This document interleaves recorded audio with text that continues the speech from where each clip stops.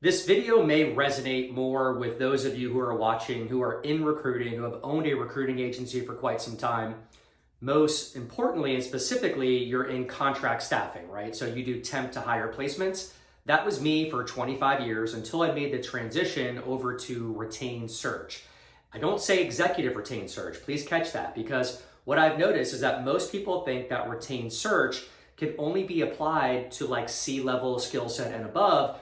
And that is false. For the past 2 years, since making the transition from contingency free recruiting contract staffing into direct hire performance-based recruiting, it has completely changed my lifestyle.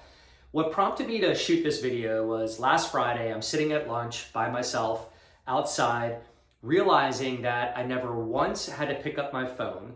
I wasn't stressed out. I wasn't even thinking of my client calling me to let me know that 2 of the technicians that I placed 3 days prior just aren't going to be a good fit, which was really occupying my life when I was in contract staffing. So you know the feeling, right? You get a job order from a new client, a requisition. For me, it was like these lower level skill sets, like cable technicians. I get a call and a client needs to hire 5 cable technicians, go to work opportunities for, next Monday. And in my head, I'm doing the spread math. I'm like, all right, I can make $400 a week off each of these cable technicians. That's 5 cable techntechnicians. That's $2,000 a week in net profit, $8,000 a month. And I'm feeling great. My, dopamine levels are super high and I'm cashing my check. But in reality, what happens is that when you place these cable technicians, most of them won't work out. I mean, it's a revolving door. So if you're in contract staffing and you're working with some higher level skill sets, then maybe this doesn't make sense to you, right? But there's a lot of people out there that are doing the labor type skill sets, and that was me for quite some time. So no longer do I do that. So now my life looks like this. I take about 1 to 2 performance-based recs a month, okay? These are anywhere from like $25,000 to $100,000 in retained fee, what I earn.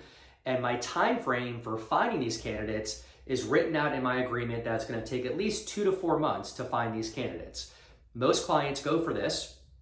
They're more about the quality versus the quantity. And now when I sit down at lunch, I no longer have to be stressed out, worried about replacing technicians, replacing people, getting a phone call from my client who's furious about this cable technician that showed up an hour late. This was what was going on. This was occupying my life every week. All I found myself doing was putting out fires. So if you're watching this and you understand this, which I'm sure you do, you can make this switch over to retained search or performance-based search. I can show you exactly how to do it, what steps and processes to put in place so that you no longer have to be sitting there at lunch worried about your phone ringing from an irate client.